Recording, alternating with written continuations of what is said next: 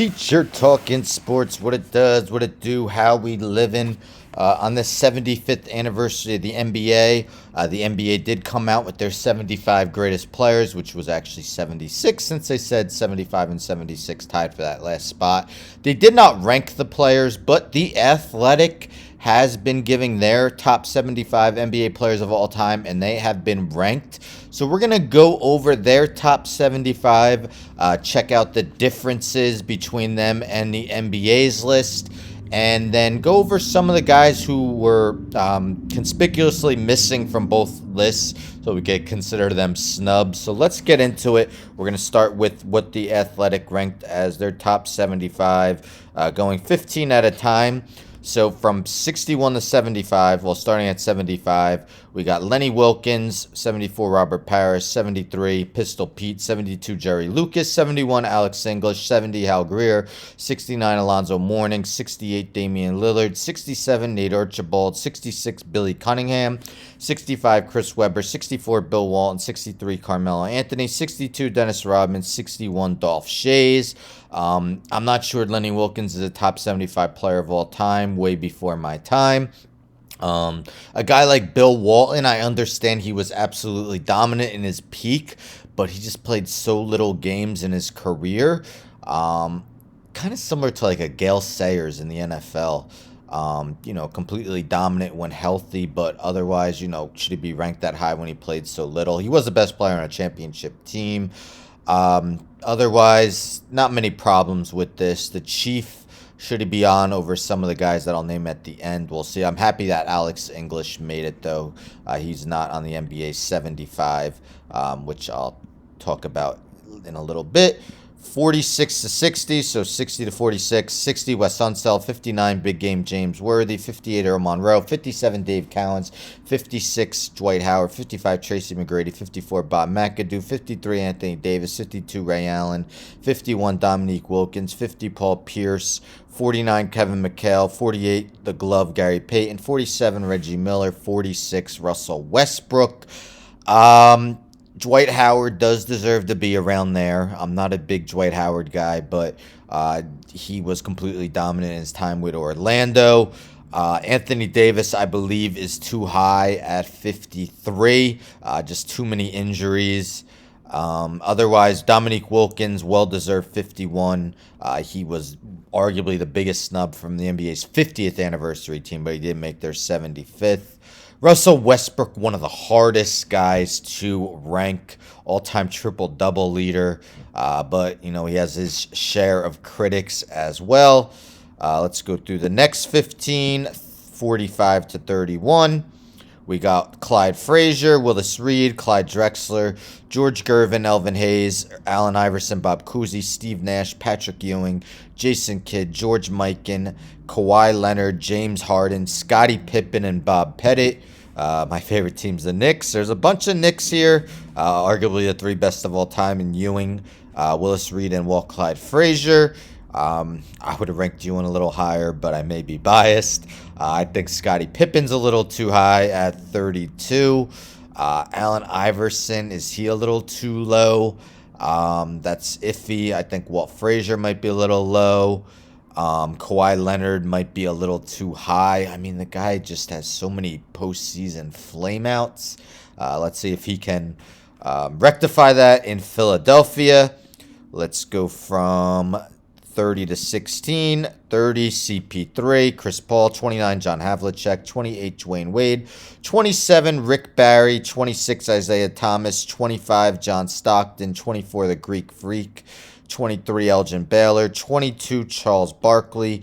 21 Dirk Nowitzki. 20 the Admiral David Robinson. 19 Julius Erving. 18 Moses Malone. 17 Kevin Garnett. 16 the Mailman. I actually did a video earlier, if you want to check it out, maybe like 2-3 weeks ago, where I named the best players on this athletic list that never won a ring. Karl Malone led the way. He's the highest ranked player to not win a ring at 16th. I think that's pretty fair for him. The second leading scorer in NBA history. Otherwise, Chris Paul might be a little too low. Isaiah Thomas is definitely too low. He's borderline top 20. Dirk Nowitzki, same. But otherwise, who are you putting these guys over? It's not easy. I think Rick Barry maybe should be a little lower. He was a great player, don't get me wrong, but Julius Erving seems low at 19. Tough calls when it gets this close to the top. Let's go to the top 15. Steph Curry, Jerry West, Kevin Durant 13, Big O 12, The Dream 11, Kobe 10, Duncan 9, Shaq 8, Larry 7, Wilt 6. You know they're good when I could just name one name and you know what I'm talking about. 5 Magic, 4 Russell, 3 Kareem, 2 Braun. And they actually haven't done number 1 yet. Number 1's going to be revealed tomorrow unless they throw us for a complete loop and name it like Doug Christie. Sorry, Doug. It's going to be Michael Jordan. Michael Jordan, according to The Athletic, is the best player in NBA history, and I fully agree with that. Otherwise, I would slightly put Duncan over Shaq. In my opinion, that's a tough one. I think I would almost put Dream ahead of Shaq, too. That's iffy, though. I definitely would understand if you disagree with me there. I think Kobe at 10 is reasonable. Big O, borderline top 10 to me.